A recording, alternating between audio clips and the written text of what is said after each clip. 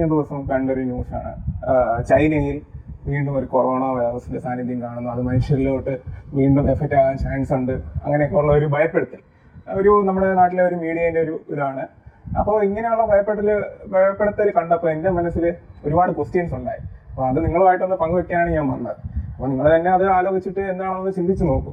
നമ്മളിതുപോലത്തെ ന്യൂസുകളെയോ അല്ലെങ്കിൽ മറ്റ് അസുഖങ്ങളെയോ ഈ ഭീഷണിയും ഭയമൊക്കെ ഉണ്ടാക്കുന്ന അസുഖങ്ങളെ ശരിക്കും ഭയപ്പെടേണ്ടതുണ്ടോ എന്നുള്ളത് നമ്മൾ ചിന്തിക്കേണ്ടത് വളരെ വലിയൊരു കാര്യമാണ്. കാരണം 2 വർഷം നമ്മളെല്ലാവരുടെയും നഷ്ടപ്പെട്ടൊരു ഇതാണ്. നമ്മുടെ ജീവിതകാലത്തിൽ ഒരു 2 വർഷം എന്ന് പറഞ്ഞാൽ വളരെയധികം നമുക്ക് വേണ്ടപ്പെട്ടതും വളരെ വിലപ്രദമായിട്ടുള്ള 2 വർഷമാണ്. പ്രത്യേകിച്ച് ഞങ്ങളെ പോലെയുള്ളവരുടെയൊക്കെ ഒരു 24-25 വയസ്സൊക്കെ ആ ഒരു ടൈമിലാണ് ലോക്ക്ഡൗൺ വന്നത്. അതൊക്കെ നമ്മുടെ കരിയർ ബിൽഡ് ചെയ്യേണ്ട ഒരു ടൈമായിരുന്നു. അത് ചൂടോടെ പറിച്ചെറിഞ്ഞ ഒരു സമയമായിരുന്നു ആ ഒരു കൊറോണ ലോക്ക്ഡൗൺ കാലഘട്ടം.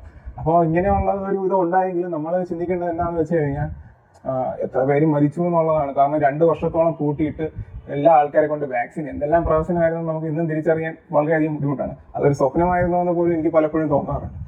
അപ്പോൾ ഞാൻ പറഞ്ഞു വന്നത് എന്താണെന്ന് വെച്ച് കഴിഞ്ഞാൽ ഇപ്പോൾ ഇങ്ങനെ ഒരു ഭീഷണിയായിട്ട് വന്നിട്ടുണ്ട്. നമ്മൾ മനുഷ്യരാണ്, നമുക്ക് ചിന്തിക്കാനുള്ള ഒരു ശേഷി ഉണ്ടെന്ന് ഇതൊക്കെ പുറത്തോട്ട് വിടുന്ന ആൾക്കാരും ചിന്തിക്കണം. കാരണം എന്താണെന്ന് വെച്ച് കഴിഞ്ഞാൽ മുംബൈനെ കുറിച്ച് നിങ്ങൾക്ക് എല്ലാവർക്കും അറിയായിരിക്കും. അവിടെ ധാരാവി എന്ന് പറഞ്ഞൊരു ഗ്രാമമാണ്. കഴിഞ്ഞിടയ്ക്ക് ഞാൻ ആ ധാരാവിനെ കുറിച്ചുള്ള ഒരു ഡോക്യുമെന്ററി കണ്ടത്. അവിടെ ഒരു യൂട്യൂബർ തന്നെയാണ് പുള്ളിക്കാരി. അവിടെ യാതൊരു വിധത്തിലുള്ള ഒരു മാറ്റങ്ങൾ ഇതുവരെ വന്നിട്ടില്ല. അവിടെയുള്ള ജനങ്ങളുടെ ദുരിതാവസ്ഥ കാണിച്ചുകൊണ്ട് ചെയ്ത ഒരു യൂട്യൂബ് വീഡിയോയാണ്. അപ്പോൾ അതിൽ കണ്ടപ്പോൾ എന്നെ ചിന്തിപ്പിച്ച എന്താണെന്ന് വെച്ച് കഴിഞ്ഞാൽ ഈ കൊറോണ കാലഘട്ടം അവരെങ്ങനെ തരണം ചെയ്തു എന്നുള്ളതാണ്.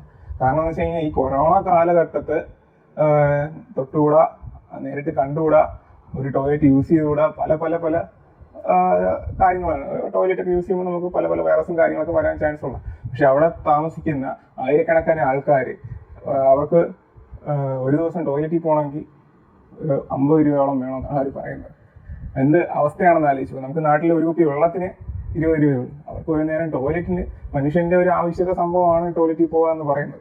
അപ്പോൾ ഒന്ന് ടോയ്ലറ്റിൽ പോകണമെങ്കിൽ 50 രൂപ വേണം. ഒരു ദിവസം 3 പ്രാവശ്യം വല്ലതും വെള്ളമൊക്കെ പിടിച്ച് പോകേണ്ടി വന്നു കഴിഞ്ഞാൽ 150 രൂപ പോയി. ആൾക്കാർ സാധാരണക്കാരാണ്. എന്തായാലും റിച്ച് ആയിട്ടുള്ള ആൾക്കാരും ധാരാവിയിലെ ഒരു കോളനിയിൽ തിങ്ങിത്തെരിഞ്ഞ് ജീവിക്കില്ല. അതിന്റെ വിഷ്വൽസ് കുറേയൊക്കെ നിങ്ങൾ കണ്ടു കഴിഞ്ഞാൽ നിങ്ങൾക്ക് മനസ്സിലായി എന്തുമാത്രം ദാരുണകരമായിട്ടുള്ള ഒരു അവസ്ഥയാണ് അവരും സർവൈവ് ചെയ്തു. ഈ പറഞ്ഞ ലോക്ക്ഡൌണും മറ്റുള്ള കാര്യങ്ങളൊക്കെ വെച്ച് നോക്കുകയാണെങ്കിൽ ധാരാവിയിലെ ഒറ്റ ജനങ്ങളൊന്നും ജീവിച്ചിരിക്കാൻ പാടില്ല. ഈ വാക്സിനാണ് രക്ഷിച്ചതെന്ന് പറഞ്ഞു കഴിഞ്ഞാൽ അത് വിശ്വസിക്കാൻ വളരെയധികം ബുദ്ധിമുട്ട്. ഇപ്പോൾ വാക്സിൻ എടുത്തുകൊണ്ട് പലർക്കും പലതും പറ്റുന്നതായിട്ട് നമുക്ക് തോന്നിക്കൊണ്ടേയിരിക്കുകയാണ്. അപ്പോൾ അതിന്റെ എന്താണെന്നൊന്നും എനിക്കിതുവരെ മനസ്സിലായിട്ടില്ല. കാരണം ആദ്യ കാലഘട്ടങ്ങളിൽ ഇത് വാക്സിൻ കണ്ടുപിടിക്കാൻ പറ്റില്ല. ഇത് മ്യൂട്ടേഷൻ ഉണ്ടാകുന്ന ഒരു തരം വൈറസാണ്. മ്യൂട്ടേഷൻ എന്ന് വെച്ച് കഴിഞ്ഞാൽ അതിന്റെ ഘടന ഓരോ ദിവസം തോറും മാറിക്കൊണ്ടിരിക്കും. അങ്ങനെ മാറിക്കൊണ്ടിരിക്കുന്ന ഒരു ഘടനയുള്ള ഒരു വൈറസിനെ നമുക്ക് നിർജീവമാക്കാനായിട്ട് അതേപോലെ മാറുന്ന തന്നെ ഒരു ജീവനുള്ള വൈറസ് ശരീരത്തിലെ ആന്റിബോഡി കൊടുത്താൽ മാത്രമേ നമുക്ക് അങ്ങനെ ഒരു അസുഖത്തിനെ നിയന്ത്രിക്കാൻ പറ്റൂ. എന്താണ് സത്യം പറഞ്ഞു കഴിഞ്ഞാൽ നമുക്ക് വാക്സിൻ എന്ന് പറഞ്ഞ് തന്നതെന്ന് പലർക്കും ഒരു ധാരണയില്ല. എന്നാൽ ആർക്കും മാറിയതായിട്ടോ വന്നതായിട്ട് പോലും തോന്നുന്നില്ല. പിന്നെയാണ് മാറിയതായിട്ട് പറയും. അന്നത്തെ കാലത്തെ പ്രവർത്തനമൊക്കെ കണ്ടു കഴിഞ്ഞാൽ ലോകത്തിന്റെ പകുതി ജനത തന്നെ മരിച്ചു പോകുന്ന ഒരു നിലയിലാണ് കാണിച്ചിരുന്നത്. ഇത് തുടങ്ങിയ ചൈനയിൽ നിന്നാണ്. ചൈനയിൽ ഇപ്പോഴും കുഴപ്പമൊന്നുമില്ല. ഇന്ത്യ ഇപ്പോൾ ചൈനയെ വെട്ടിച്ച് 1ാം സ്ഥാനത്തായി ലോക്ക്ഡൌൺ കഴിഞ്ഞതോടെ. അതാണ് ആകപ്പാടം ഉണ്ടായ ഒരു പ്രയോജനം. ജനസംഖ്യ കൂടിയെന്നല്ലാതെ ജനസംഖ്യ കുറഞ്ഞിട്ടൊന്നുമില്ല. അപ്പോൾ നമ്മളിതൊക്കെ ചിന്തിക്കുക. ഇങ്ങനത്തെ ന്യൂസും കാര്യങ്ങളൊക്കെ കാണുമ്പോൾ നമ്മൾ ഭയപ്പെടണോ ഭയപ്പെടണ്ടേ, ആരെ വിശ്വസിക്കണമെന്ന് അറിയാത്തൊരു സാഹചര്യത്തിലൂടെ പോയിരുന്നു. പക്ഷേ എനിക്ക് നിങ്ങളുടെ അടുത്ത് പറയാനുള്ളത്, നിങ്ങൾ ആരും ഭയപ്പെടുകയൊന്നും വേണ്ട. ഇതൊക്കെ ഞാൻ പറഞ്ഞിരുന്നത് നിങ്ങൾക്ക് മനസ്സിലാവാൻ കൂടി വേണ്ടിയിട്ടാണ്. നിങ്ങൾ സാധാരണ ജീവിതം നന്നായിട്ട് ജീവിക്കുക. നമ്മളെന്തായാലും ഈ ഭൂമിയിൽ ഒരു 60, 70, 80, 100 കൊല്ലം മാക്സിമം അത്രയൊക്കെ ജീവിക്കുക. അന്തകാലം ആരെയും ഭയന്നും ഒന്നും പേടിച്ച് ജീവിക്കേണ്ട ആൾക്കാരല്ല നമ്മൾ. നമ്മുടെ ജീവനും നമ്മുടെ ജീവിതവും നമ്മുടെ അവകാശമാണ്. അത് നമ്മൾ സന്തോഷമായിട്ട് ജീവിച്ച് തീർക്കുക.